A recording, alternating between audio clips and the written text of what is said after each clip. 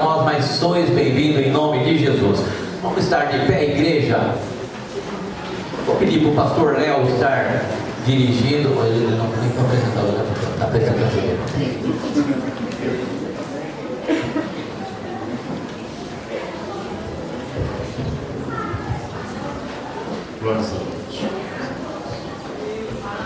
Irmãos, com muita alegria, nós também queremos receber o pastor Léo Celino, mais conhecido como pastor Léo, é o nosso irmão, nosso amigo, foi dirigente aqui desta congregação, e também com ele o evangelista Gilson.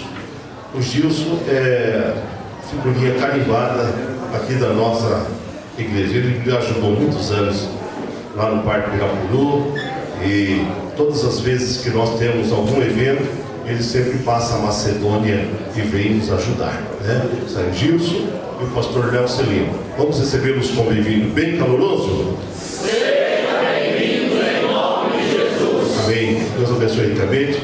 Pastor Léo Celino, pode trabalhar à vontade.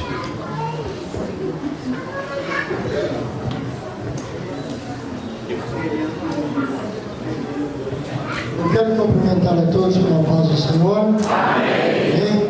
É uma alegria estar aqui. Tentamos chegar cedo, mas encaramos um trânsito violento, mas Deus nos abençoou. E aqui estamos para juntos apresentarmos a Deus o nosso culto racional de gratidão por mais um simpósio da Escola Bíblica Dominical.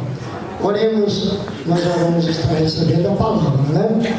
Amado Deus e bondoso Pai Celestial, nesse momento, Senhor, queremos te agradecer pelo privilégio de reunidos nesta casa chamada Casa de Oração.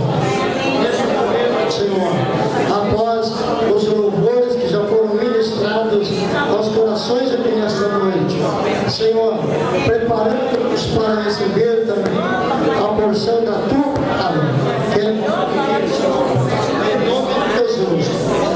possa usar o teu servo que vai ministrar a palavra, trazendo, Senhor, aquilo que nós precisamos ouvir e aprender da tua parte para melhor te servirmos em nossa vida cristã enquanto aqui peregrinamos.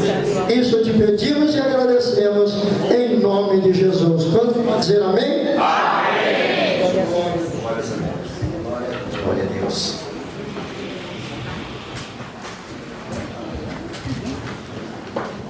Com muita alegria e satisfação, quero vos cumprimentar com a doce paz do Senhor Jesus. Amém. Adorar a Deus pelo privilégio de estar aqui, pela vida do pastor Kleber, companheiro, estava falando com o pastor Kleber, eu já perdi as contas das vezes que vinha aqui.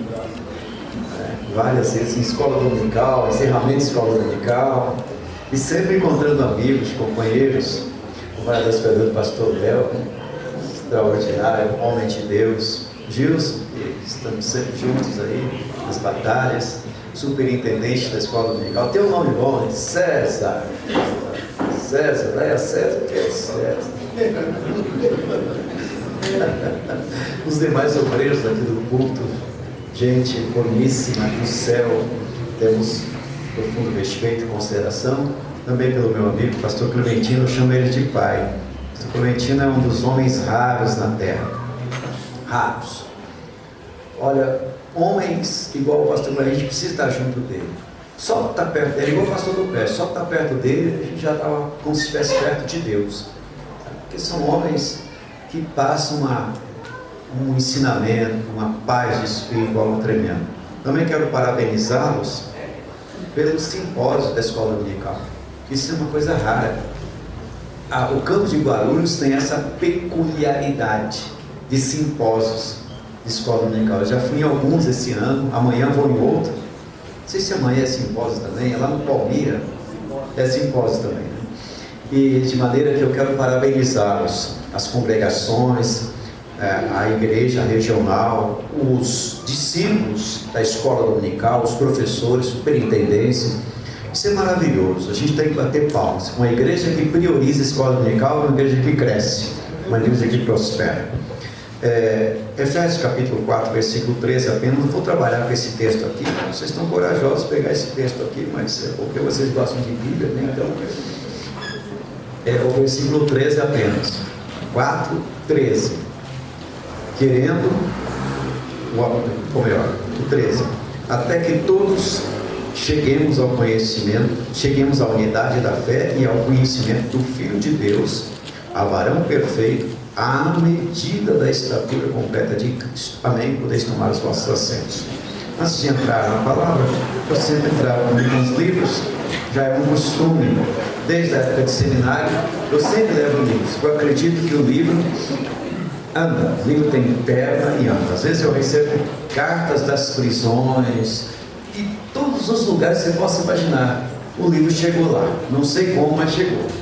Da prisão mesmo, só que eles pedem muita coisa, eles pedem coisa que não pedem Bíblia pentecostal, Bíblia de estudo, pedem cursos teológicos. Eu vou fazer na medida que eu posso, mas se eu for atender todos, misericórdia, até porque não pode entrar qualquer coisa lá na cadeia, né?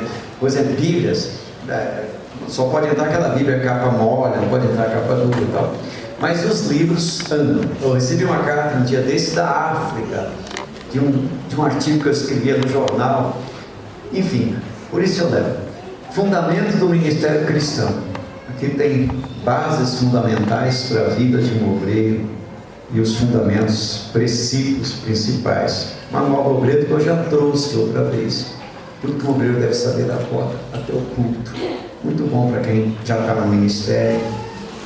E eu escrevi esse ano o tema da nossa convenção, o tempo de coisas maiores, baseado em João 14:12. Aquele que crê em mim também fará as obras que eu faço, e as fará maiores do que estas. Meu Deus. Aí eu escrevi 12 capítulos sobre esse assunto e fiquei empolgado. Já fizemos diversos ebons, Vila Alpina, Vila Guapuri e outros, com esse tema, tempo de coisas maiores. Deus me deu 12 capítulos falando do que significa essas coisas maiores e como podemos nos envolver com ela, e como essas coisas maiores nos esperam ainda para esse ano. Tempo de coisas maiores. Tem alguns exemplares ali, depois você dá uma passadinha. Também tem algumas Bíblias. Tem algumas Bíblias, Bíblia de estudo do Spurgeon, Bíblia de estudo da mulher, Bíblia Slim, né? A gente traz ali da livraria. É sempre bom levar a Bíblia. Sempre alguém está precisando de uma Bíblia, ou então presentear alguém. Você pode presentear alguém com uma Bíblia. Tem um livrinho aí chamado Pitadas de Sal, você pode dar de presente para o seu patrão, para o seu colega, para a sua professora, porque são mensagens rápidas. Não é aquela mensagem compridona, é rápida. Aquele devocional de uma mensagem curta por ano. Você pode ganhar uma alma para Jesus com isso aí. Eu ganhei uma alma para Jesus em Milão com o livro Com Cristo sono più che vincitore. Quer dizer, eu estava no italiano aí. Com Cristo sou mais que vencedor. Eu traduzi o texto e é uma mensagem que Deus me deu no púlpito e o Espírito Santo falou: escreve essa mensagem. Eu escrevi a mensagem, coloquei uma mensagem daquela em cada casa do Guapuri, em cada lar, casa por casa, rua por rua, mas foram muitos. E depois traduzi para o espanhol, traduzi para o italiano, e na Itália também evangelizamos muito, porque eles gostam de ler. Com Cristo sono più che vincitore, mais que vencedor. E depois eu fiquei sabendo de uma pessoa que recebeu Jesus em Milão. Isso aí já valeu tudo. Mas é só essa, mas outras pessoas, ou em italiano ou em inglês, a gente vai avançando. No mundo hispano ainda tem muita coisa para fazer nesse mundo hispano, traduzir textos em espanhol e entrar por esse mundo latino aí, falando de Jesus. Glória a Jesus. Deus gosta de uns meninos assim, igual César, igual aquele garoto que estava aqui. Tinha um garoto aqui que a mãe falou que ele foi um milagre. É esse aqui, ó. Como é que é o nome dele? É o Davi, igual Davi, entende? E outros aí, né? Jesus quer essas pessoas para usá-los. E você? Glória a Deus. Meus irmãos, eu quero louvar a Deus pelo tema. O tema é bom, maturidade. O que é maturidade espiritual? E eu vou trabalhar com a visão aqui de maturidade e crescimento, usando o próprio texto, porque nada melhor que a Bíblia. A regra de hermenêutica mais impressionante é que a Bíblia interpreta a própria Bíblia.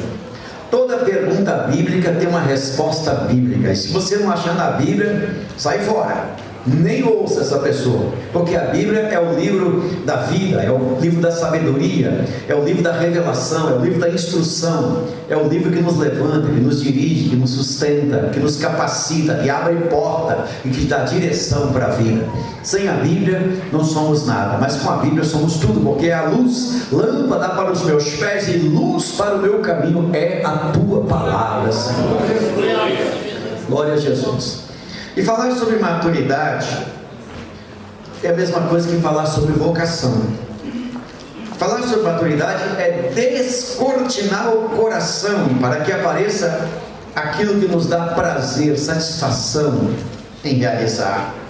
Nós não podemos entender, por exemplo, vocação como algo que gera desconforto, desinteresse. A maturidade e a vocação são palavras entrelaçadas, amalgamadas.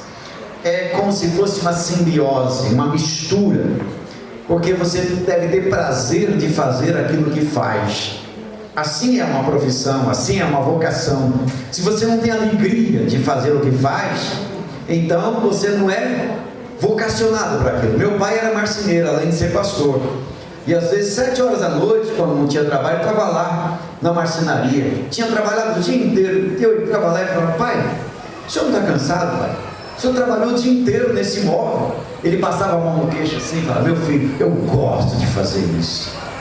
Quer dizer, tem amor. Quer dizer, quando você tem amor, você tem satisfação em fazer o que faz, o que você faz se transforma em um lazer, se transforma em uma alegria. Isso está relacionado à vocação. Inclusive, essa definição serve para profissões. Tem gente aí se matando, correndo atrás do dinheiro, buscando uma profissão que dá mais dinheiro. É errado. Você tem que buscar uma profissão que te dá alegria, que dá prazer, porque aquilo que dá prazer vai gerar o dinheiro. O dinheiro não é tudo, é a satisfação, porque isso também é uma missão. Nós viemos aqui com uma missão de vida, e a nossa função é descobrir o nosso talento, nossa vocação. Para que nós viemos? Qual é a nossa missão? Qual é a nossa tarefa? De onde eu vim? O que faço aqui? Para onde vou? 3 perguntas básicas da vida, que se não souber responder, é melhor se enterrar vivo. De onde vim? O que faço aqui? Para onde vou? Não sabe responder isso? Vai repensar a vida, porque o tempo está passando. O cemitério está logo ali e ninguém escapa. Ontem eu enterrei um amigo, um colega, um companheiro, viu o músico aqui, o cantor, afinal de contas, uma voz linda, maravilhosa, falando que perdeu o pai, mas está adorando a Deus, louvando a Deus. Teve culto no dia seguinte na casa dele. O que é isso? É porque nós entendemos a missão da vida, entendemos a vocação, entendemos o chamado e somos atrelados nessa missão precípua, que é a maturidade. E nós não temos dúvida ou dúvidas quanto à necessidade do desenvolvimento do crescimento, isto é, os níveis de crescimento com os efeitos comportamentais cotidianos. Você cresce e esse crescimento aparece, esse crescimento se apresenta. As pessoas olham para você e vão verificar que você cresceu. A maturidade espiritual é esse processo contínuo na fé, onde o indivíduo busca desenvolver uma compreensão mais profunda, até mesmo do mundo em que vive, integrando princípios, valores espirituais na vida diária. Isso é crescimento. Na verdade, em resumo, maturidade espiritual seria um crescimento na fé, desenvolver uma fé sólida e inabalável em Deus.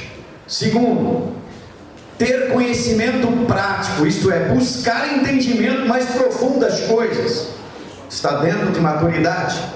Terceiro, buscar tornar-se mais parecido com Jesus. Quanto mais você se torna parecido com Jesus, aliás, no versículo 13, o final do versículo 13 é isso: você parecer com Jesus, e as pessoas olhar para você. Aqui tem muita gente que parece com Jesus, muita gente não, vou dizer todos. Existem pessoas na terra, como o pastor Kleber, pastor Léo, 80% anjo e 20% ser humano. Quer dizer, as pessoas vão se parecendo com Deus, na medida que vão servindo a Deus. Isso não é vaidade, não é nada, é porque se alguém me ama, meu Pai o amará, viremos para Ele e faremos nele. Nele quem? Você, eu, nós. Então você é morada de Deus, templo de Deus, habitação de Deus. Isso é importante. Crescer espiritualmente, ter maturidade, é ser parecido com Jesus. Aleluia. Ainda é ter equilíbrio e sabedoria, ter capacidade de lidar com situações desafiadoras. Tem gente que quando está numa dificuldade muito grande, procura lá uma crise, um palito de fósforo e acende. Outros buscam lá, acham um isqueiro. Mas tem outros que na dificuldade vão tateando, acham um interruptor e aperta o interruptor, acende a luz. Então isso mostra o crescimento que nós devemos ter na vida. Aleluia. Portanto, maturidade espiritual não é um destino final, mas uma jornada de crescimento contínuo, porque o destino final é a estatura de varão perfeito. Mas o versículo 13 de Efésios tem uma expressão aqui que nos faz pensar muito. A expressão do versículo 13, eu já olhei nas outras versões, é todas a mesma coisa que vem da tradução original. É a palavra, as primeiras duas palavras do versículo 13. Até que. Repita comigo, até que. Esse até que é o resumo, é a síntese, é a súmula da súmula de tudo que Paulo está dizendo do capítulo 4, versículo 1 até o versículo 13. O versículo 13 é como se fosse a conclusão antecipada de todo o capítulo, e eu vou dizer até de toda a Bíblia. O versículo 13, porque o que Paulo coloca nas palavras que antecedem o versículo 13 é tremendo. Mas antes de falar do versículo 13, do versículo 1 ao versículo 13, não sei se vai dar tempo, esse até que do versículo 13 tem uma semelhança com Lucas 24, 49. Ficai em Jerusalém até que. Quer dizer, esse até que sugestiona um acontecimento, sugestiona que você não deve se levantar enquanto não receber a resposta, enquanto não receber a cura, enquanto não receber a direção, a revelação, a transformação, a manifestação, a resposta. Esse até que tem muito para nos dizer na EBD, na escola dominical e nesse simpósio que inicia hoje. Mas olha só, 4 coisas fundamentais que o versículo coloca como conclusão desse até que. Primeiro, até que cheguemos à unidade da fé. Dio nostro. Para o italiano, que coisa c'è? Até que cheguemos à unidade da fé. Segundo, até que cheguemos ao conhecimento do Filho de Deus. No versículo 13.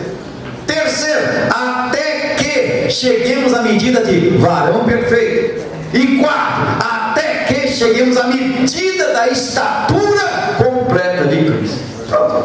Isso aqui já é o mês todo, é o ano todo e a vida toda. Esse até que tem muito para nos dizer.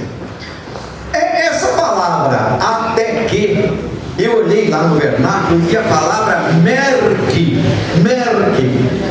que denota um término, ressaltando essa virtude, um término, quer dizer, é o final das exigências, é o final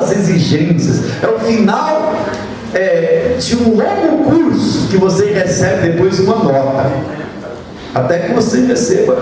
Na teologia, quando eu fazia teologia, não sei hoje, mas a nota média, a mínima era 7, abaixo de 7 não servia, ou você tirava 7, ou 6, já dava uma reprovação, 6, 5, então aí você fala, você não vem me parecer, até que você alcance uma média acima de 7, aleluia. Então veja, isso aqui é importante. Depois tem uma outra palavra aí que é a palavra catantal, que significa alcançar finalmente, quer dizer, que finalmente você chegue. Aí vem a palavra unidade, que é renox, que significa unanimidade, unidade completa, uma medida produzida por Deus, uma harmonia e a totalidade entre os fiéis. Aqui nós encontramos a unidade ligada à fidelidade doutrinária, um só corpo, uma dependência mútua. Isso é até que, isso é tremendo. Depois tem a palavra pistis, que é fé, unidade da fé. A fé que nós encontramos em Abacuque 2,4, que é a mesma coisa, a tradução da palavra emuná, está aqui como pistis, mas emuná, que é, essa palavra emuná pode ser traduzida como lealdade, fidelidade e fé. É a tradução da palavra emuná. Emuná, quando um judeu quer que o outro cresça em confiança, cresça em confiabilidade, cresça na intimidade com Deus, ele diz para o outro, emuná. Emuná. Quer dar uma treinadinha? Diga, emuná. Vamos lá? Emuná. Mais uma vez. Emuná. Tenha confiança, tenha lealdade, tenha sensibilidade. E emuná é aquela confiabilidade de que você pode confiar em Deus. E o contrário disso precisa ser verdadeiro. Você pode confiar em Deus, mas Deus pode confiar em você. Deus pode confiar em você. Eu posso confiar nele, ele não me decepciona, mas ele pode confiar em mim. Existe algum homem na Bíblia que Deus confiou? Sim ou não? Sim. O primeiro deles, vamos imaginar aqui, Jó, mas também temos Abraão. Deus apostou em Jó. Eu estava lendo Jó hoje. O diabo chegou todo cheio de prosa e Deus fez o maior elogio de Jó. Então veja bem, essas questões todas estão ligadas a esse princípio. Depois nós temos a palavra que eu já disse, conhecimento do Filho de Deus. Eu encontrei uma palavra aí, que inclusive está em Colossenses, traduzida como inteligência espiritual, lá em Colossenses, mas a palavra aqui é epignosis. Epignosis, que é o conhecimento verdadeiro, o conhecimento do discernimento pleno, conhecimento adquirido por meio de relacionamento, seria a experiência experimental, seria aquela experiência que você tem com Cristo, inigualável, aquela experiência que jamais vai afastar você de Cristo, porque você conhece Cristo não de ouvir falar, não de alguém dizer que ele está lá na cruz, mas um Cristo que se revelou a você, um Cristo que se manifestou a você, o encontro que você teve com ele, a transformação, a glória de Deus na sua vida. Então aquela experiência fundamental que você tem, que dizer, epignosis, é o ato de você conhecer a Cristo. Conhecer a Cristo. Por isso você está aqui. Você trabalha o dia inteiro e à noite vem para um simpósio, e amanhã também, e depois da manhã também, e no domingo você está aqui. Por causa de que você faz isso por prazer.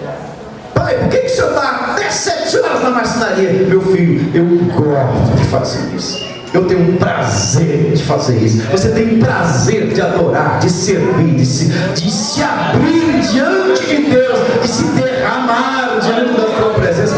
Epignosis, um conhecimento experimental, não um conhecimento intelectual, filosófico, e nem teológico, nem teleológico, mas é um conhecimento experimental de você orar e ouvir Deus. Conhecimento que Pedro teve quando estava orando lá no terraço, o céu se abriu. Aleluia.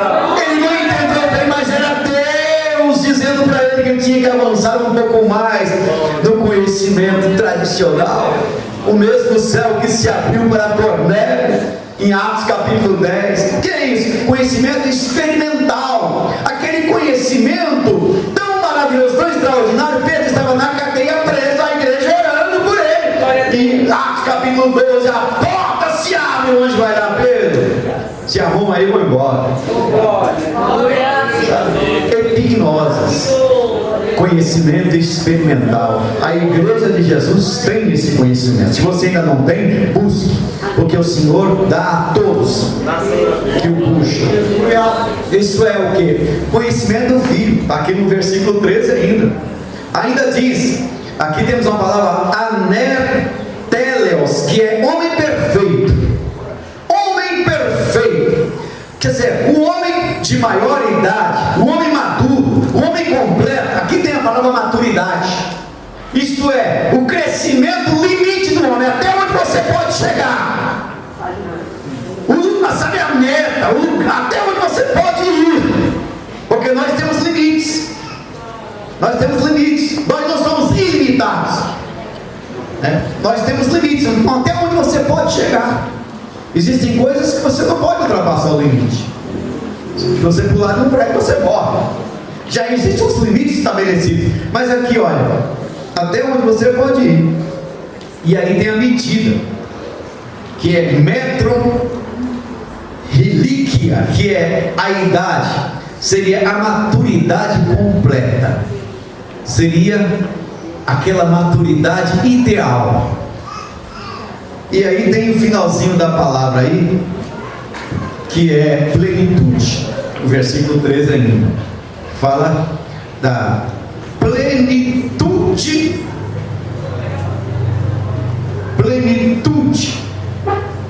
Até que chegamos à unidade da fé, o conhecimento do Filho de Deus, é o varão perfeito, a medida da estatura completa. Aqui não tem mais a palavra no original plenitude, que seria o conhecimento perfeito do Cristo. Então veja bem, esse texto fala da medida perfeita, fala da medida da idade perfeita, da medida do crescimento perfeito e a medida da maturidade perfeita. Então veja, essas são as implicações só do versículo 13. Isso aqui é só um esboço do versículo 13. Então, quando nós olhamos para esse texto tão extraordinário, nós vemos exatamente essa expressão, até que. Mas esse até que, nós temos que ir lá no versículo 1. Esse até que começa com as indicações do versículo 1. E as indicações do versículo 1 é um clamor. Nós temos um clamor, olha o que diz o versículo 1 aí. Rogo-vos, pois eu, o preso do Senhor. Esse rogo-vos aqui é um clamor, isso é um grito. Nesta aula, neste simpósio, o Espírito de Deus grita na alma de cada um de nós. Eu grito, eu imploro. A expressão grega aqui é parakaleo. E no original a ideia é rogar, é suplicar, a mesma raiz de exortar, mas aqui é um grito. É o grito não do Ipiranga, é o grito não do vendedor de gás, é o grito não do político, mas é um grito de Deus. E esse grito pode ser até silencioso, mas ele deixa a sua voz das recâmaras da sua alma. Eu rogo, eu imploro, eu suplico. Irmão, essa palavra também traz à tona o pensamento do despertador pela manhã. Quando você dorme aquele sono do justo e que coloca o relógio para despertar às 6, quem acorda às 6 aqui? Deve ser mais cedo. Quem acorda às 5? Pouca gente, hein? Quem acorda às 7?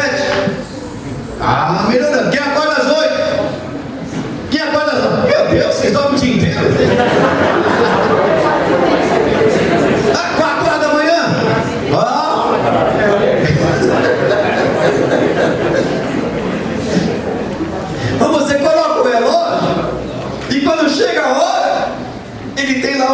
antigamente tinha um despertador, agora tem esse celular, né? Mas eu gostava do despertador do relógio, sabe? Aquela coisa bonita. Depois não. Aí você. Ai, levanta a mão, está na hora de levantar. Esse é o grito. É o Espírito de Deus que acorda. Tal como o relógio pela manhã despertando para o trabalho. E o relógio despertou, não tem mais como continuar na cama. Relógio despertou, não tem mais como continuar na cama, porque tem uma programação. É Deus falando. É hora de você levantar. Assim como você levanta todas as manhãs, eu também toco na sua alma. Você precisa se levantar ainda mais outras vezes. Eu rogo, eu, o preso do Senhor. Então aqui é o grito. Um grito para chegar no até aqui. Segunda coisa, o preso. Irmãos, como é que um preso pode gritar para o outro que está lá do outro lado? Como é que um preso atrás das grades pode gritar para o outro lá fora se despertar? Essa palavra vem da expressão grega desnios. Alguém preso, prisioneiro, alguém que não tem a liberdade de sair do outro lado. Mas a palavra não estava presa. Você imagina, o sistema o prendeu, Roma o prendeu, os judeus o prenderam. Ele podia estar revoltado com o sistema. Esse povo não me entende, não me compreende. Mas ele não tem revolta nenhuma e diz: eu, o preso do Senhor, eu estou aqui porque eu sou um preso do Senhor. Eu estou na missão. E através dessa missão que eles acham que prenderam o pregador, mas quando a minha voz cessa, as minhas mãos e a minha pena escreve, e as palavras percorrem. E essa carta que nós temos é chamada carta da prisão, epístola da prisão. Se voltássemos nos tempos e perguntássemos a Paulo, se pudéssemos pegar uma máquina do tempo e viajar por tempo de Paulo, e encontrar Paulo, conversar com Paulo e perguntar: Paulo, qual foi a obra maior que você fez? Jamais ele ia falar que foram os seus textos. Talvez ele falasse quando ele foi apedrejado em Listra, colocado para fora da cidade como morto. Até depois ele fala em 2 Coríntios capítulo 12: houve um homem há 14 anos, e no corpo, no seio, no espírito, foi ao paraíso, viu palavras inefáveis que ao homem não é lícito dizer, e por causa da excelência da revelação, foi colocado um mensageiro de Satanás a me esbofetear. E eu orei para que Deus afastasse de mim, e o Senhor falou: a minha graça te basta. Ele está falando de um momento, segundo alguns teólogos, pensadores que têm um fundamento, quando ele foi apedrejado em Listra, provavelmente ele morreu, porque todos o tinham como morto. E quando os discípulos chegaram, ele se levantou como se nada tivesse acontecido, entrou na cidade e continuou. Ali ele foi ao paraíso. Eu vi palavras inefáveis que o homem não é lícito dizer. Então você observa, eu, o preso do Senhor. Ele, se a gente perguntasse para Paulo qual foi a maior obra, talvez ele dissesse isso, mas ele não ia citar os seus textos. Os textos de Paulo percorrem os tempos, percorrem os séculos, percorrem as épocas, e nós estamos aqui estudando a respeito de um texto dele. Rogo-vos, pois eu, o preso do Senhor.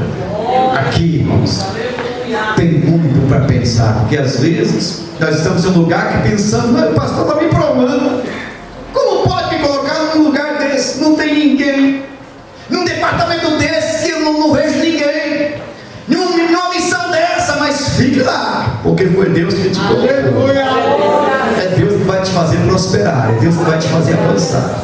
Rogo-vos, pois eu, o preso. O que é isso? Isso é crescimento, isso é maturidade, isso é entendimento. Glória a Deus, glória a Jesus. Paulo deixa aqui nas entrelinhas, que onde você estiver, você tem que produzir para Deus. Onde você, na empresa, em um lugar de dificuldade, na roça. Bom, roça hoje é coisa de elite, é coisa chique. Quem está na roça está muito bem. Feliz é aquele que tem um pedaço de terra para plantar feijão, plantar milho, plantar batata, porque daqui a uns dias vai ser difícil comprar as coisas no mercado. Então, se você puder comprar um pedaço de terra, corra. Isso é coisa de tiozinho, viu? Mas pense aí os jovens nisso, né? Pense em voltar para a terra. Mas olha só, onde quer que você estiver, certo? Você precisa produzir para Deus. Você está produzindo onde Deus te plantou? O que é que está nascendo por onde você passa? Quando você olha para trás, o que você vê? Que tipo de fruto você percebe que nasceu por onde você passou? Aleluia. Porque o homem de Deus semeia as coisas de Deus. Eliseu passava em Sunem e a esposa rica daquele homem falava: olha, eu vejo que esse homem que passa por nós é um santo homem de Deus. Não significa que todo mundo batia palma para Eliseu, não. Mas sempre tem alguém que Deus coloca no seu caminho para adorar e exaltar a Deus por causa daquilo que você faz. Aleluia. Glória a Deus.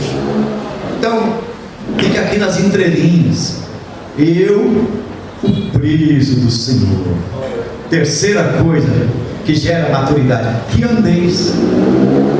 Que andeis. A palavra andar é peripatessa, é quase igual peripatel. Andar requer uma atenção contínua.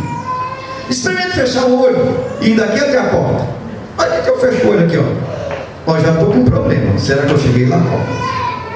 Então, quer dizer, quando você fecha o olho e dá os passos, você fica desequilibrado. Então, andeis requer uma atenção contínua. E andar, tem toda uma teologia do andar da Bíblia. Andar nos caminhos do Senhor, andar na palavra do Senhor, porque está relacionado com o caráter, está relacionado com a sua fé, com aquilo que está dentro de você, porque o homem é aquilo que ele guarda no coração. O homem bom do seu bom tesouro tira as coisas boas, diz Jesus, mas o mal do seu mau tesouro tira as coisas más.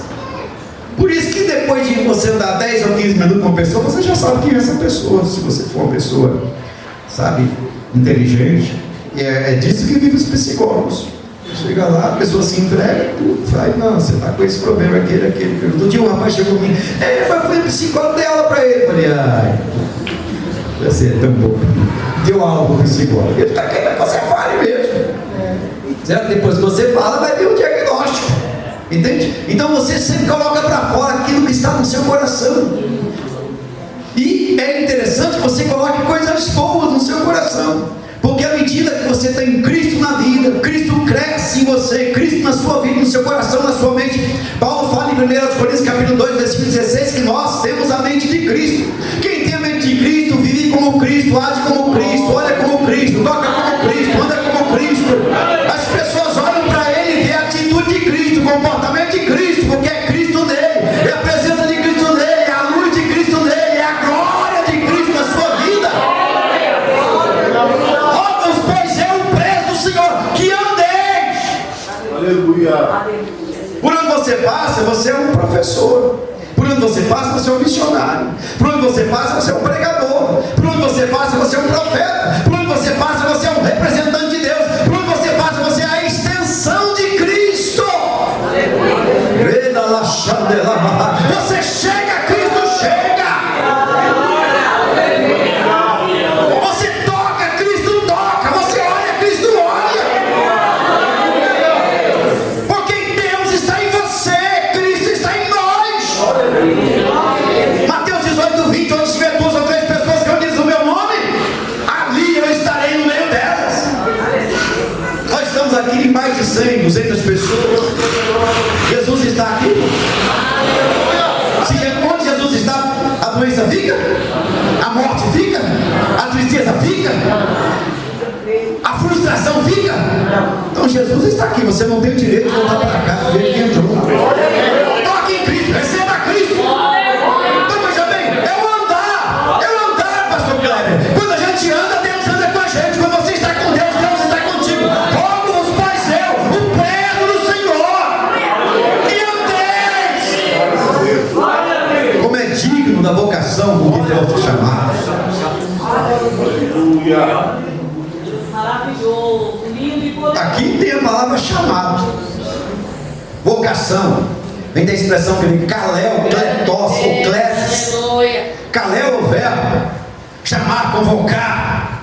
Nós temos algumas chamadas importantes. A primeira chamada é para todos. Mateus, Jesus disse: vinde a mim, todos. É a chamada geral. Cai por terra esse negócio de hipergraça. Cai por terra esse negócio de calvinismo. Esse está marcado para ser salvo, esse marcado para ser condenado. Tudo bem que a gente vai encontrar o Calvino e o Armindo lá no céu, mas o povo fica aqui fazendo uma confusão extraordinária. Me perguntaram outro dia: você é calvinista ou arminiasta? Eu falei: irmão, se for para ser alguma coisa, eu sou paulinista. Porque todos beberam na fonte de Paulo. Esse negócio de cada um na sua época. O nosso negócio é o céu. Mas olha só, chamar, vinde a mim todos estáis cansados e oprimidos. É a primeira chamada. A segunda chamada é chamada para o ministério. É chamada para ser obreiro. É a chamada que a gente chama de segunda chamada. Eu vejo muita gente aqui com a segunda chamada. Eu vejo muitos pastores da última hora, muitos missionários, missionárias, pregadores aqui nessa igreja, porque todos aqueles que têm interesse pelo reino, interesse pelo estudo sistemático da palavra de Deus, Deus os separa. Uma quinta-feira, a igreja cheia, assembleando. Você não vinha aqui fazer campanha, você não vinha aqui atrás de dinheiro, que às vezes aqui às 5 horas da manhã está lotado. Você vai perguntar para aqueles que eles querem, eles vão: tudo bem, eu não vou, sabe? É porque tem níveis e níveis. O nível aqui é outro.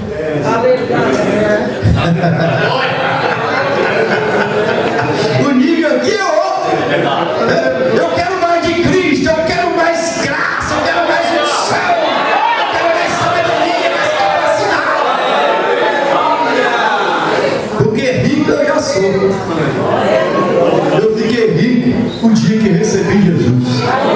Rico da graça, da capacidade, do dom, da vocação, da sabedoria, do discernimento. Esses dias eu estava com uma situação. Glória a Jesus. Estava com a loja lá, precisava de vender a loja.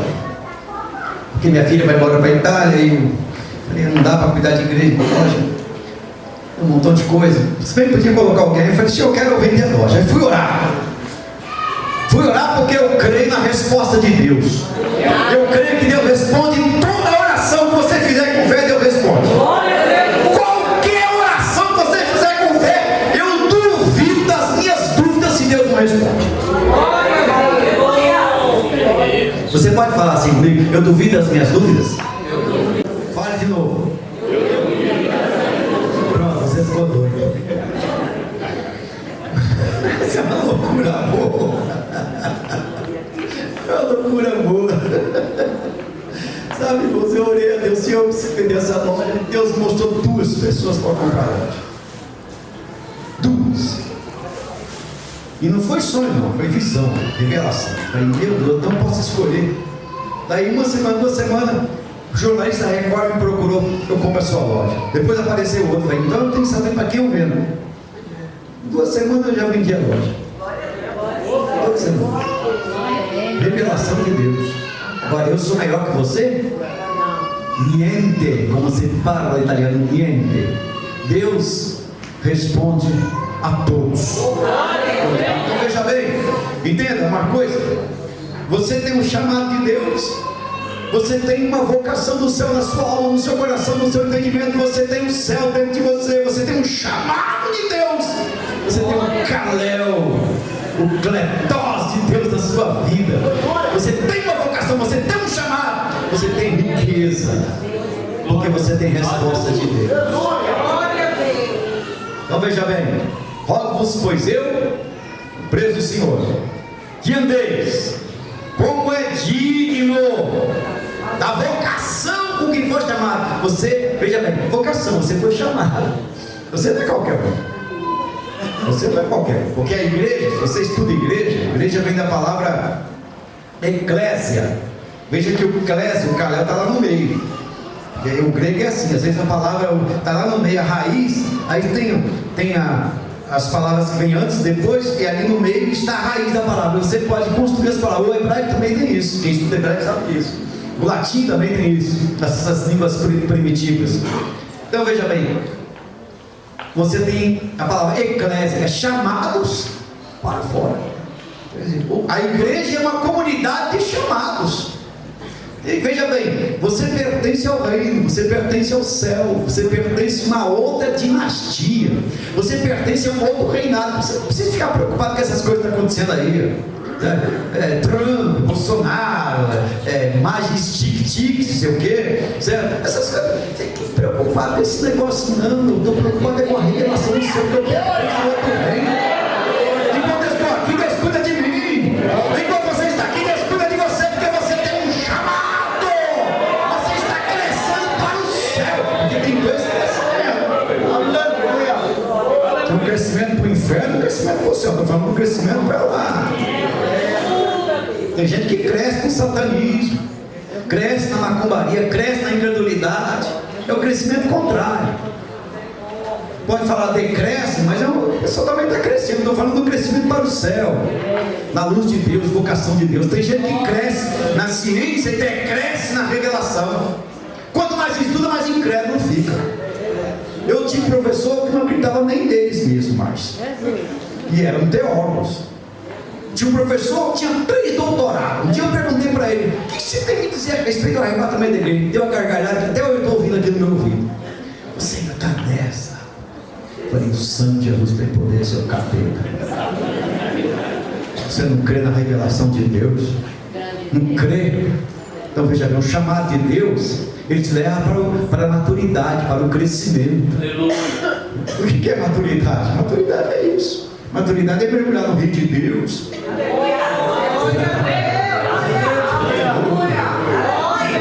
Se tiver algum rio para comparar o rio de Deus aqui, eu só tenho o Amazonas aqui no Brasil. O Amazonas. Tem o Solimões no Amazonas, tem o Encontro das Águas, e ainda descobri que tem um tal de um rio 5.000 metros ou 10.000 metros abaixo do Amazonas, um outro rio do tamanho do Amazonas que deságua também no Oceano Atlântico, é cheio de mistério. Então, se tiver que comparar, então mergulhe nesse rio, mas o rio de Deus ainda é melhor.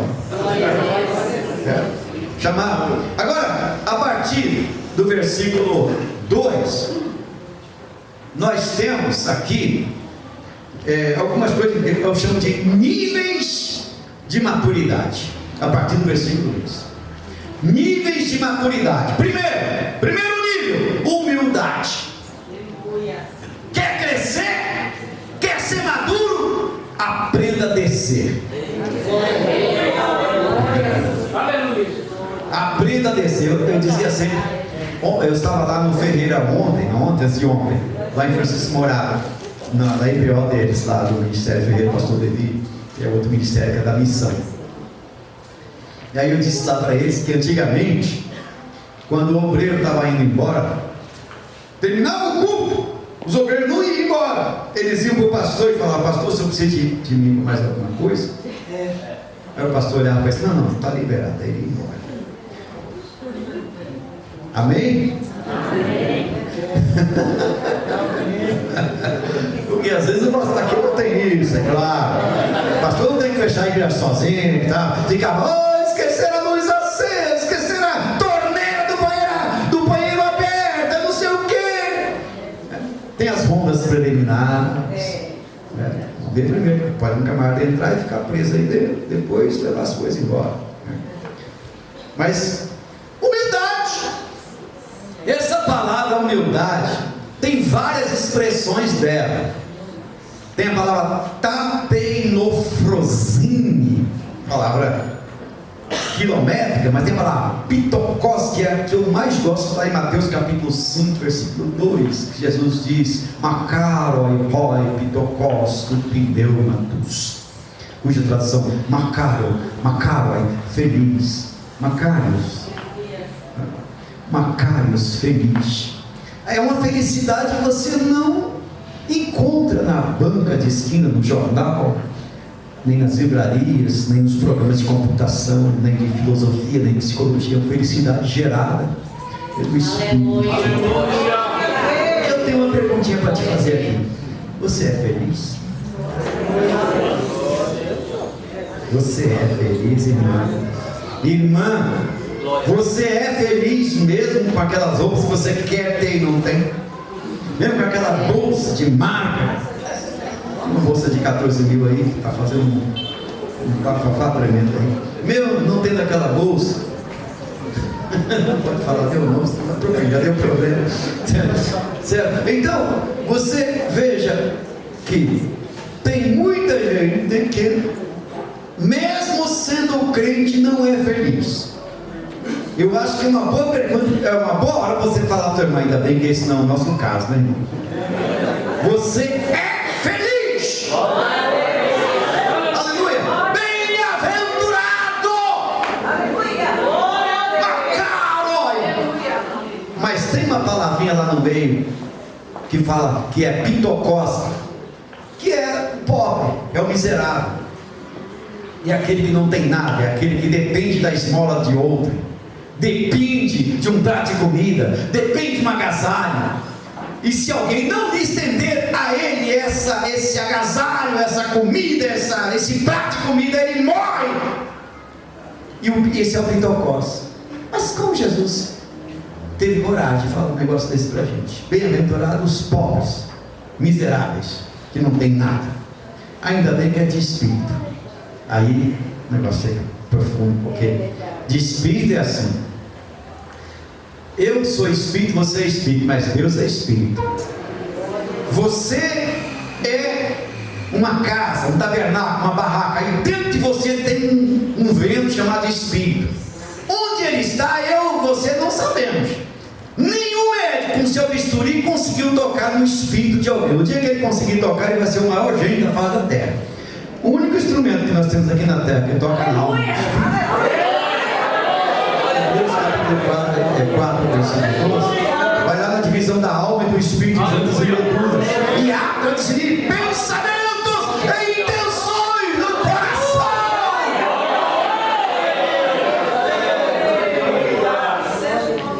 Aleluia. Então veja, eu sou espírito, você, só que eu sou uma centelha, um sopro, um micros, e Deus é o macros. Então, em relação a Deus, eu sou tão dependente assim como um mendigo é dependente de uma esmola, de um prato de comida, e se ele não estender a mão, eu morro. Assim sou eu em relação a Deus. Bem-aventurados os pobres de espírito. Eu sou pobre de espírito, me alegro de ser pobre de espírito, porque eu sou dependente de Deus. Tem tudo. E quanto mais eu dependo de Deus, mais eu cresço. Quanto mais eu dependo de Deus, mais eu subo a escada. Quanto mais eu dependo de Deus, mais eu compreendo o que é maturidade.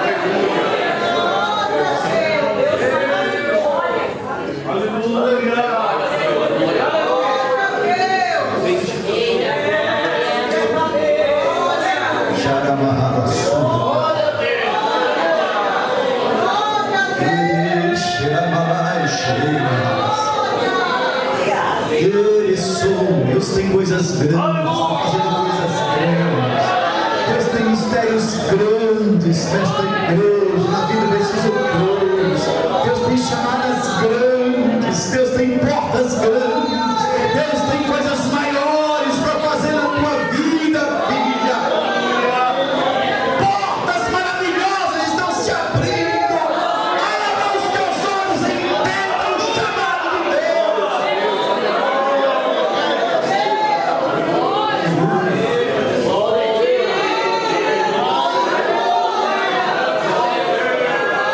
Jesus disse: vinde a mim, todos que estáis cansados e oprimidos, que eu vos aliviarei. Tomai sobre vós o meu jugo e aprendei de mim, que eu sou manso e humilde de coração. Jesus se coloca nessa condição de humilde. É o primeiro nível da maturidade. E essa especificidade de Jesus é tão tremenda. Nós vamos ver isso de novo aqui no texto, o versículo 8 e 9. que fala da descida de Cristo. Descida de Cristo, Efésios 4, 8 e 9. Ele sendo Deus, ele subiu, mas também desceu. Mas quem é esse Deus que desceu? É aquele que o céu e a terra queriam fugir da sua presença e não encontrava lugar. É aquele que o salmista diz: para onde fugirei da tua face? Aleluia. Se eu for lá no abismo, tu estás. Se eu for na escuridão é luz para ti, porque nada se esconde da sua presença. Moisés queria ver Deus, não pôde ver Deus, porque o Senhor diz: quem olha para mim não morre, não vive mais, você vai viver pelas costas. E Moisés viu Deus pelas costas, pois era um povo que não podia mais olhar para Moisés, porque ele só viu Deus pelas costas. Mas agora esse Deus que chamou a existência, o inexistente, como um grande cozinheiro que pegou nada, temperou com tudo, com a sua palavra haja, à medida que ele falava haja, as coisas iam acontecendo e aparecendo com o poder da sua palavra, e depois chegou a hora de ele fazer o homem, fez essa coisa maravilhosa, essa mulher maravilhosa, esse homem maravilhoso, com o toque das suas mãos, deixou a impressão digital em cada um deles, depois soprou o sopro do Espírito. Deus fez isso, Ele é Deus, Ele pode fazer tudo. Por isso que Ele pode criar um coração novo, um fígado novo, um rim novo. Deus pode fazer tudo novo em você. Ele é o autor de todas as coisas.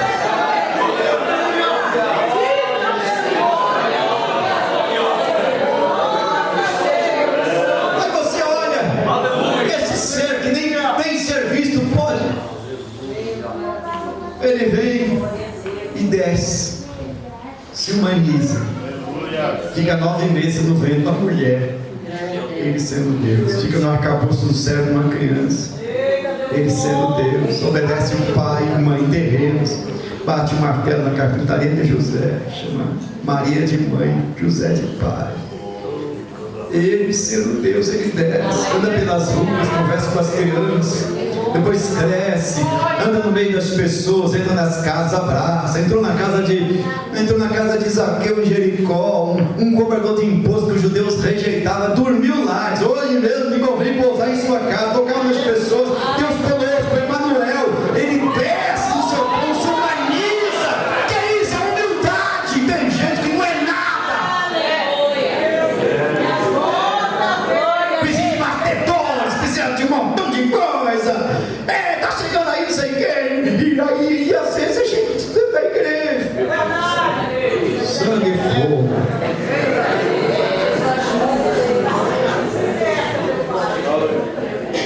Eu prefiro ficar com Jesus.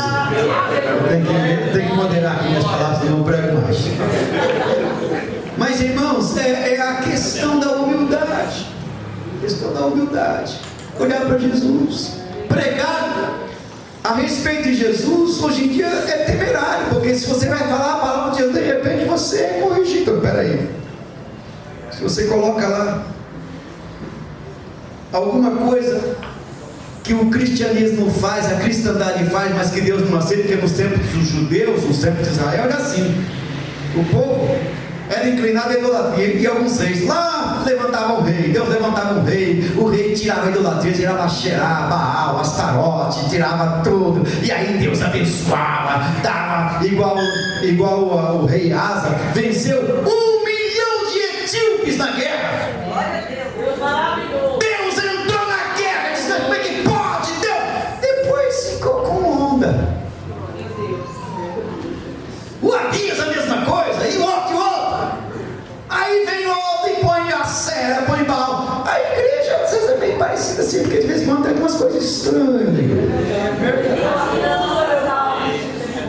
A gente chega nas igrejas, tem umas árvores entrando. Em vez de olhar para Jesus, aquela árvore cheia de coisinha. Não, porque Jesus sai para lá, capeta, não precisamos de nada. Nós só precisamos de Cristo. Só precisamos de Cristo. Cristo é tudo, Cristo é tudo, Cristo é tudo, Cristo é poder, seu bem, Cristo é tudo. Não preciso de nenhum mediador, não preciso de nada. Eu só preciso de Cristo. É tudo que eu preciso. Humildade. Olhe para Jesus. Aleluia. Glória a Jesus. Deus lindo e poderoso. Paulo, depois vem a palavra mansidão aí. Depois vem a palavra mansidão, que é a sequência da maturidade. Mansidão. Irmão, você é manso? Irmã, você é mansa, irmã? Naquelas horas lá, aquelas regras, você é manso? Você é manso, irmão? Outro dia eu vi um homem falando que tinha um obreiro que chegava em casa, quando chegava em casa o cachorro fugia, o gato fugia, o passarinho queria fugir da gaiola, ela falava, fuja também. Se você encontrar alguém assim, você foge, nem entra lá. Porque normalmente o cachorro é tão carinhoso, né? O gatinho, o passarinho até olha, e aí o cachorro quer fugir. Sai fora, isso aí deve ser capeta. Porque tem gente que é pior que o diabo. Tem gente que entra no diabo, deixa o diabo 2 vezes mais do que é. O diabo entra nele, é ele que entra no diabo. Tem gente assim. E às vezes que não tem crente. Ele é tudo, carente, cliente, querente, menos crente, menos sal em Jesus Cristo. Então veja bem, mansidão é uma palavra de quem está no degrau da maturidade, de quem está crescendo. Você não nasce manso. A mansidão é uma obra do Espírito, é uma obra do fruto do Espírito na sua vida. A mansidão vai dar uns apertões aqui, outro ali. Eu sempre falo que quando a gente está viajando, às vezes o carro tem a mania de furar o pneu no lugar mais difícil que tem, no escuro, numa curva. Parece que ele arruma um lugar para aprontar com a gente. Parece que tem alma pneu de carro para furar. Aí você vai lá trocar o pneu do carro, e tira aquilo tal, e põe, tira lá os parafusos, e põe o step. Hoje em dia o step é desse finurinho assim, eu não sei quem teve essa ideia, misericórdia. É um pneu de bicicleta. Né? O step dos carros novos agora. Como é que pode fazer uma coisa dessa? Né? Quem é que teve essa inspiração? Não é de Deus isso. Mas olha, aí você vai lá, coloca, aí põe os parafusos e tal, depois tem o aperto final. O aperto final tem que fazer creque. Você vai lá e creque. Aí vai lá na roda, creque. Vai lá na roda, creque. Aí tá bom, você pode ir embora. É isso aqui. A mansidão é o creque de Deus. E essa escola Deus está fazendo um creque em você. Parafuso frouxo aí, pode sentir. Creque. Diga comigo, creque. Mais uma vez. É isso aí que Deus está fazendo. Apertando os parafusos frouxos. Você derrama o óleo, está tudo certo. Ele derrama o óleo, está tudo certo. Mas a mansidão é algo desenvolvido pelo Espírito. É o Espírito de Deus que faz. Mas eu conhecia tanta gente brava. Você também deve ter conhecido gente assim. Aí o Espírito Santo foi lá, apertou os parafusos, fez um montão de creque e jogou óleo. Mas então, ouvi. Tá bom, filho, mas tá mansinho, uma coisa mais. Mas se o Espírito sair dali, meu, a ferrugem volta. Pastor mudou de uma casa para outra. E ele foi ver os cômodos da casa, olha aqui, olha ali. Aí tinha uma porta no fundo, tinha um parafuso, um trinco. Ele puxou o trinco, não veio. Se pendurou um trinco, não veio. Teve uma marreta, bateu no trinco, não desceu. Aí ele viu que tinha uma lata de óleo lá do lado e pegou e jogou óleo uma vez, 2 vezes, foi olhar, veja, o trinco desceu, subiu. O trinco estava enferrujado, precisava de unção. Tem muito crente assim que está enferrujado, que precisa de óleo, precisa da unção de Deus. E aí a pessoa vai começar a ser mansa. Vai começar a ser mansa, vai pensar, certo? Isso é fundamental, isso é maturidade, isso é crescimento. Que mais nós temos aí, pastor? Que mais nós temos aí? Longanimidade. Até para falar é complicado. Diga comigo. Longanimidade. De novo. Longanimidade. Rápido você não consegue falar. Fala rápido, longanimidade. Fala. Você não consegue. Dá um nó na língua. Dá um trava-língua. Então essa palavra precisa de uma reflexão. Essa palavra vem da expressão grega macrotimia. aleluia. Longo ânimo, macros longo, timós, ânimo, raiva, paixão, significa esperar o tempo suficiente, significa você parar e não falar prematuramente. Deus conosco é longânimo. Você está aqui por causa da longanimidade de Deus. E nós, para subir o degrau da maturidade, precisamos passar por esse degrau. Longanimidade. Já passou por aí, irmão? Pode ser até que seja um degrau mais alto, porque tem umas escadas às vezes que... Agora não tem mais isso não, mas antigamente a gente queria fazer tudo dentro de um terreninho pequenininho. Aí fazia a escada no fundo e ficava aquele degrau. Eu tenho isso na nossa igreja, certo? Mas aquele degrau, você saía para você pensar longanimidade. Isso abrange essa capacidade maravilhosa da macrotimia, da verdadeira paciência. Na verdade, é o fruto de Deus na nossa vida. Fruto de Deus na nossa vida. Depois nós temos uma outra aí, qual é? Onde nós estamos? Não, macro de longanimidade. Depois longanimidade é suportando uns aos outros. Essa palavra é uma palavra que a gente precisa também parar nela. Vem da expressão grega anekomai, que significa mostrar tolerância para com o outro. Às vezes a gente não tem tolerância. Por que a gente tem que suportar o outro? Porque o outro às vezes tem umas coisinhas que, se você não tomar cuidado, você não quer nem ficar mais perto dela. Porque tem uns irmãozinhos, umas irmãzinhas. Irmão do céu, você precisa de ter esse suporte. Precisa de ter. Porque são coisas que precisam ser suportadas. Então veja bem, mostrar tolerância. E nem todos têm essa capacidade de mostrar tolerância para com o outro. Até onde vai a sua tolerância? Claro que tem um limite. Todos nós, sabe a expressão que a gente usa aqui no Brasil, pavio curto? Pavio curto, quem já encontrou pavio curto por aí? Né? O que mais tem? Aliás, São Paulo é o lugar das pessoas, principalmente o pessoal do trânsito. Às vezes tem uma menina pequenininha desse tamanho assim, mas atrás do volante, eu não sei o que tem nela ou dele. Quanto menor, mais, sabe? As pessoas atrás do volante parece que tem uma coisa. Um dia eu estava indo para a igreja, aí o camarada me deu uma fechada de propósito. Me fechou de propósito. Depois que ele me fechou, ele viu que ele fez isso, fez por querer, parou do meu lado, estava indo para a escola ligar, baixou o vidro do carro, olhou para mim e falou: e aí, achou ruim? Irmão, misericórdia. Porque se fosse outra época, mas graças a Deus, tem uma coisa que eu quero falar com vocês aqui. Toda vez que você desce as águas, ou melhor, toda vez, você só desceu uma vez. Mas quando você desceu as águas, você recebeu um atestado de óbito. Quem tem esse atestado de óbito aí?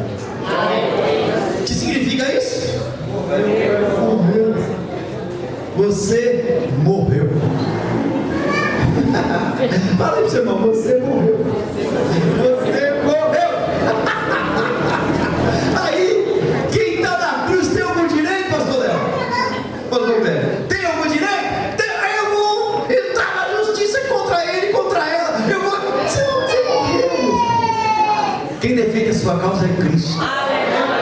Saulo estava perseguindo os cristãos. E lá na estrada em Damasco, capítulo 9, ele teve um encontro com o Senhor da igreja. E a voz veio do céu: Saulo, Saulo, por que me persegues? É Cristo que defende a sua causa. Suportamos. A igreja é assim, porque a igreja é uma família. Sabe, tem gente de todo jeito na igreja. E a gente tem que suportar. Isso é crescer. Isso é subir os degraus. Que mais temos aí?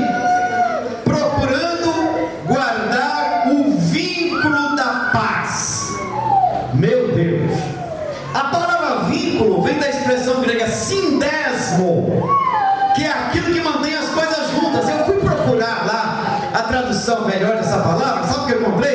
Que o vínculo é como um cinto que segura a roupa. Sabe aquela roupa que é tudo segurado no cinto? Antigamente tinha um cinturão, uma roupa aqui, tipo, aí o cinto aqui segurava tudo, a roupa de cima, a roupa de baixo segurava tudo. É o vínculo.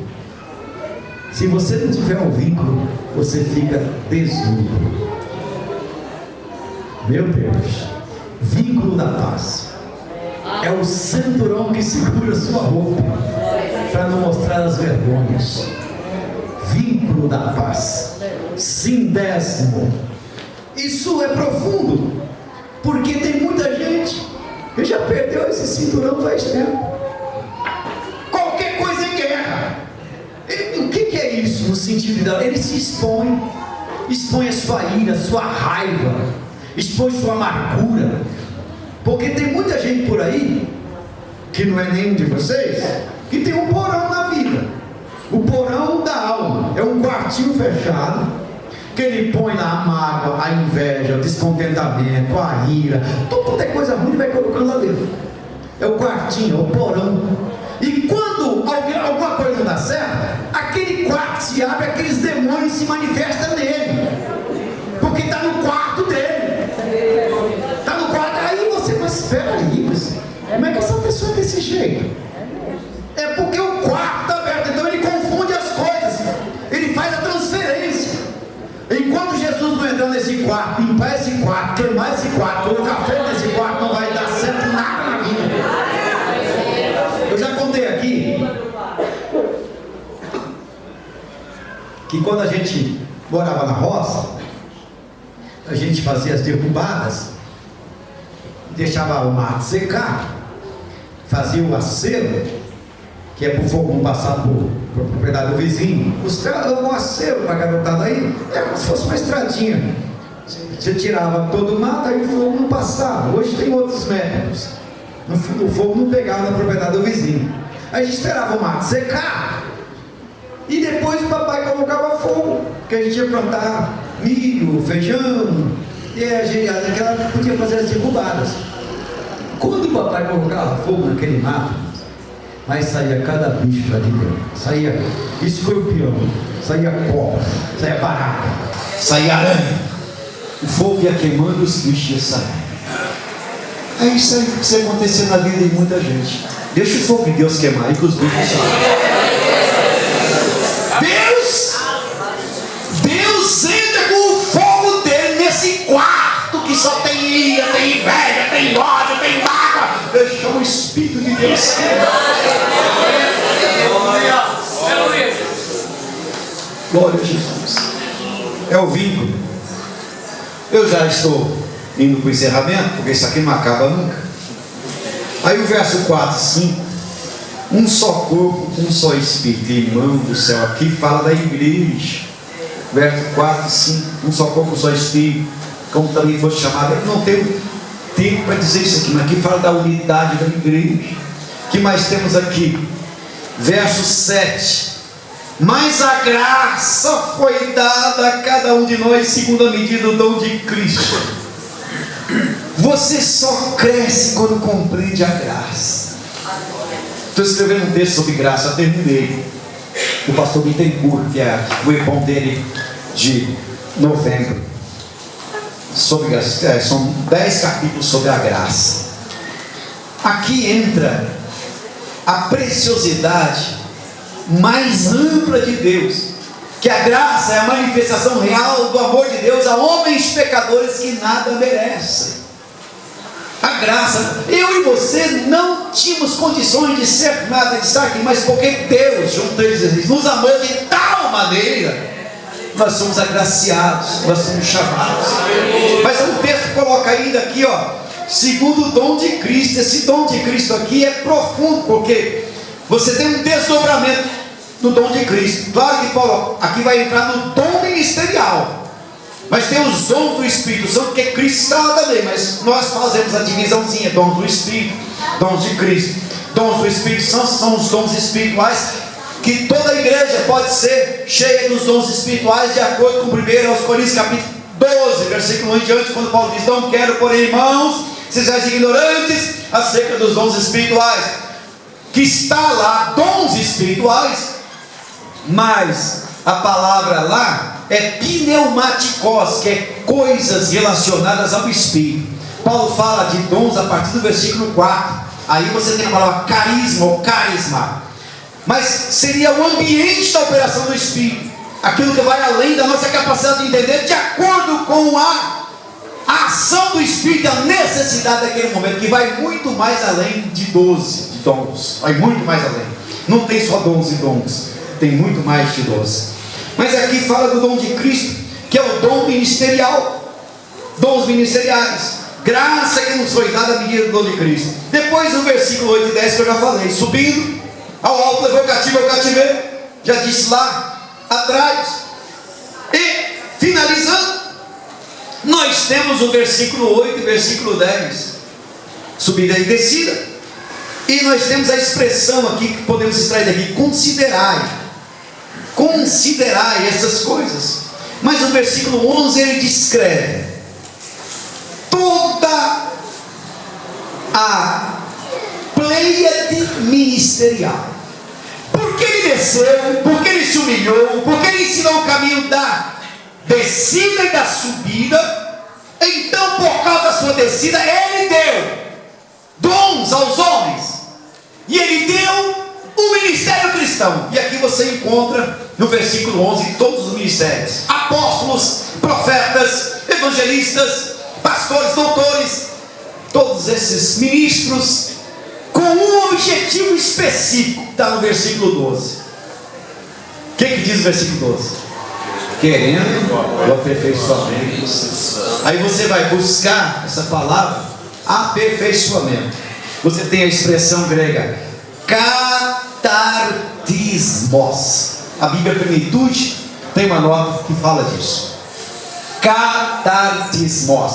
Tradução: consertar ossos quebrados, consertar coisas quebradas. Então, os ministros que Deus deu para a igreja são exatamente para colocar o povo de Deus no caminho do crescimento e consertar as coisas quebradas dentro dele. Quanta gente quebrada chega na igreja. Não estou falando quebrada de humildade, não, quebrada na vida, quebrada de amargura, quebrada. Então a palavra de Deus coloca no lugar, conserta, o catartismos. Deus coloca todas as coisas no seu lugar. Deus conserta as coisas quebradas através da ministração da palavra. Eu estava ministrando uma vez na igreja, na série de ministrações. Eu ministro em série. Aí em um determinado momento, eu terminou o culto, aí veio o irmão na igreja e falou: pastor, eu quero me consertar. Eu orei por ele, aconselhei. Aí quando foi na outra terça-feira, o meu irmão estava na igreja, continuei a série de mensagens, ele veio na frente e falou: pastor, eu quero me consertar. Falei: mas o meu irmão veio na terça, veio hoje. Eu orei por ele, passou 2 meses, ele veio conversar comigo: pastor, eu quero conversar com o senhor a respeito do que aconteceu. Por que eu fui 2 vezes me consertar? Ele disse: o senhor estava pregando, e de repente o senhor parou de pregar, olhou para mim e começou a falar que eu era viciado em pornografia. Começou a falar que meu quarto estava cheio de pornografia, minha mente estava cheia de pornografia, minha carteira estava cheia de pornografia, e que era para eu me consertar. Eu falei: meu Deus, sou eu. Aí eu fui na frente me consertar. O senhor orou por mim e eu voltei para ir para casa feliz. Quando foi na outra terça-feira, o senhor continuou a pregar, o senhor parou de novo, olhou para mim e falou: você tirou a pornografia do quarto, mas a sua carteira do lado esquerdo ainda tem calendários pornográficos. Eu não me agrado disso. Eu puxei a carteira, não é que estava lá, eu tinha esquecido. E por isso que eu vim de novo na frente me consertar. O senhor falou, todo mundo ouviu. Eu falei: irmão, eu falei isso, mas de jeito nenhum eu falei isso. Eu falar um negócio desse na igreja, tem sala pastoral para conversar.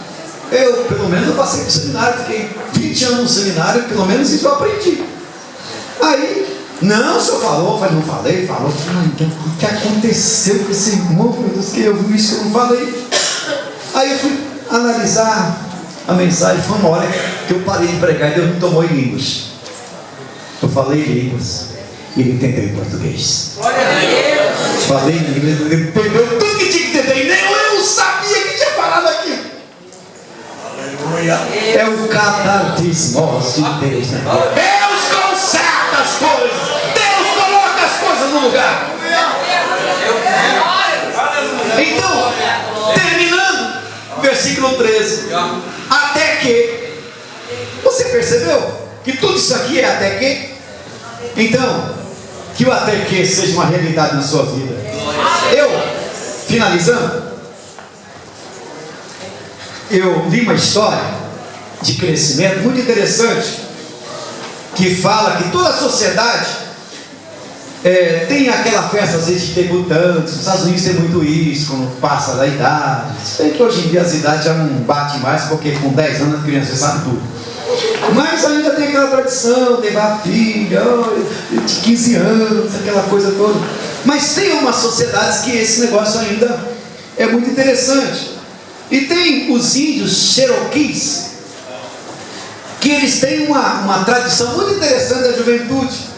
Quando o garoto está para virar homem, o pai pega o filho e leva para a floresta durante a tarde. E o pai venda ali os olhos e o deixa sozinho na floresta.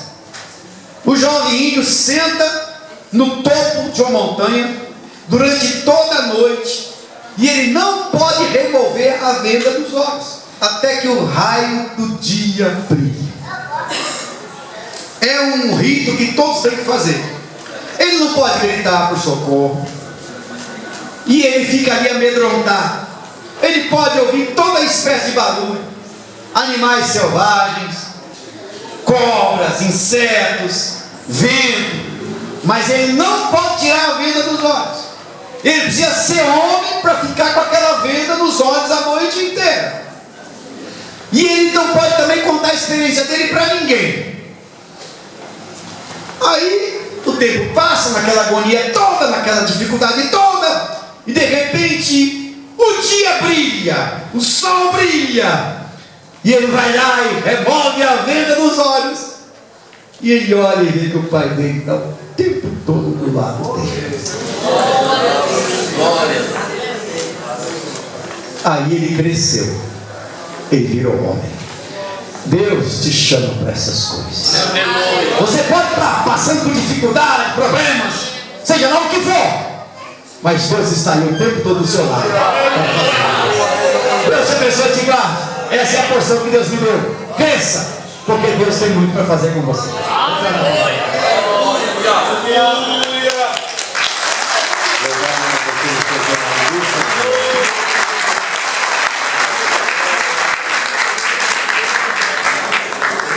Glórias a Deus, glórias a Deus. Eu vou pedir para você não levantar do seu lugar.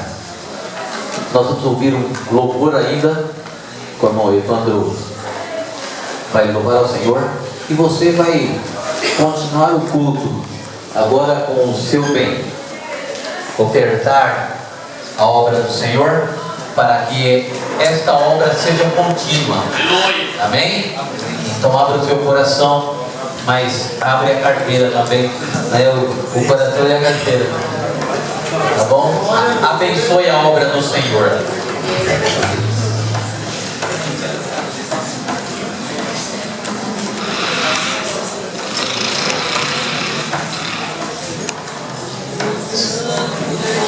Vamos continuar adorando o nome do Senhor Jesus, amém?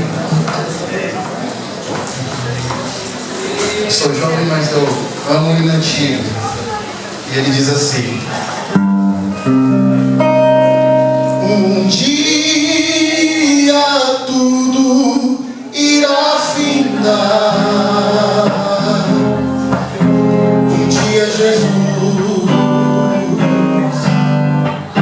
ele voltará. Um dia assim me bastará. Um dia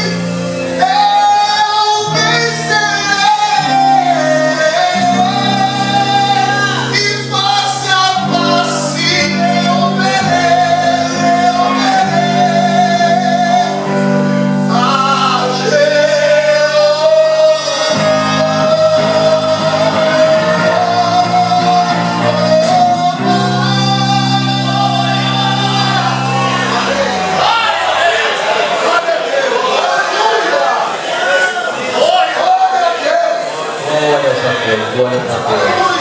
Louvado seja Glória a Deus. Aleluia. Quero chamar aqui, irmão Evandro, vem cá, irmão Evandro.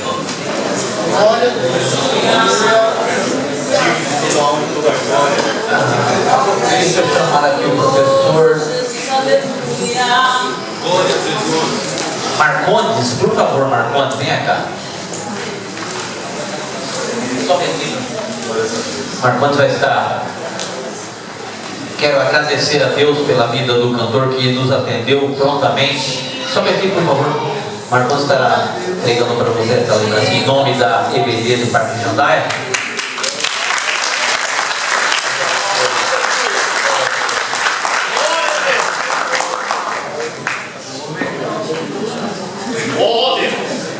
Glórias a Deus. Agora nosso co-pastor Jânio, por favor, também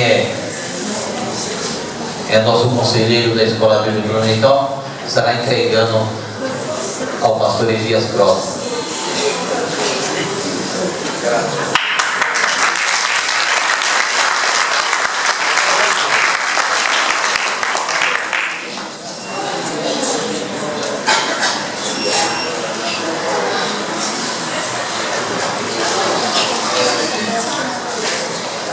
Glórias a Deus. Só temos que agradecer a Deus pela vida desses homens valorosos que saem de longe e vêm nos abençoar aqui. Deus abençoe o cantor Evandro, Deus abençoe o pastor Elias Cross, Deus abençoe a amada igreja que esteve aqui conosco, aos nossos irmãos que vieram cooperar conosco. Crente não visita, crente coopera, né? Vem adorar um com o outro, amém? Deus abençoe grandemente toda a igreja, ao nosso irmão César, Deus abençoe pela confiabilidade. Pastor, obrigado. Pastor Léo, obrigado pelo seu carinho de vir nos abençoar aqui também. Deus abençoe a igreja com o pastor. Glória a Deus. Aleluia. Poderoso, fiel, verdadeiro. Aleluia. Glória a Deus.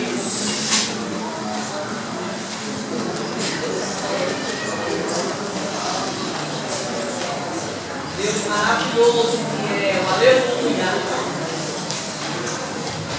Glória a Deus. Irmãos, hoje iniciou o nosso simpósio. Amém?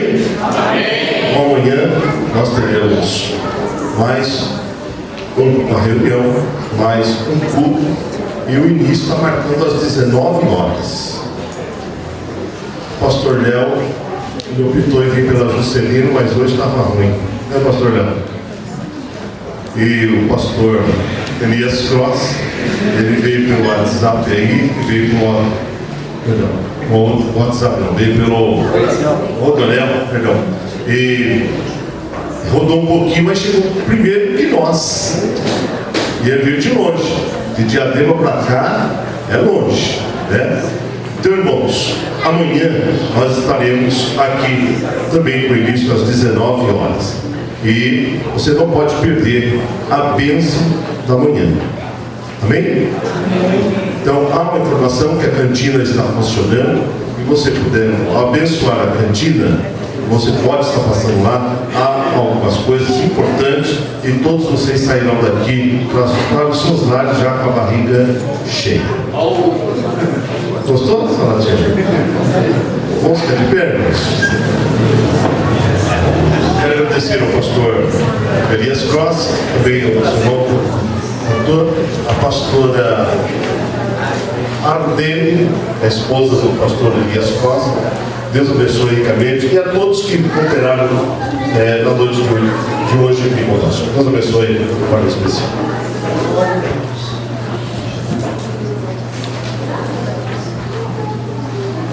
Então, Gilson pede oração em favor da sua esposa, que não está bem. Nós estaremos orando e estamos apresentando ao Senhor. E também eu tenho um pedido aqui, oração em favor do irmão Luciano, que não está bem de saúde. Nós estaremos orando. Tem alguém que precisa da oração, que está enfermo? Se tiver, vem aqui à frente, nós demos a oração conclusiva, estaremos apresentando você também. Tem alguém? Todos curados? Amém. Graças a Deus. Deus abençoe ricamente. Quem morou? Pastor Tassinho. Assim. Irmãos, o material do pastor Elias Cross está ali na frente, sua esposa está ali. Então, os irmãos que queiram adquirir, por favor, passem ali e adquiram juntamente com a nossa irmã. Amém? Santo Santo Pai Senhor. Amém. Salvador Jesus Cristo, que estamos na tua presença, Deus. Obrigado, Senhor, por esse momento de tua presença. Obrigado pela mensagem, Senhor Jesus Cristo. A qual precisamos descer da graça do conhecimento. Salvador Jesus, abençoa teu filho, Senhor, que vai viajar para aqui adentro, Deus. Abençoa ele, Pai Santo, na campanha de volta, que ele feita. Salvador Jesus, todos aqui que vão viajar nessa hora, Deus, abençoa todos, Pai Santo, para a tua glória. Obrigado, Jesus. Amém e amém.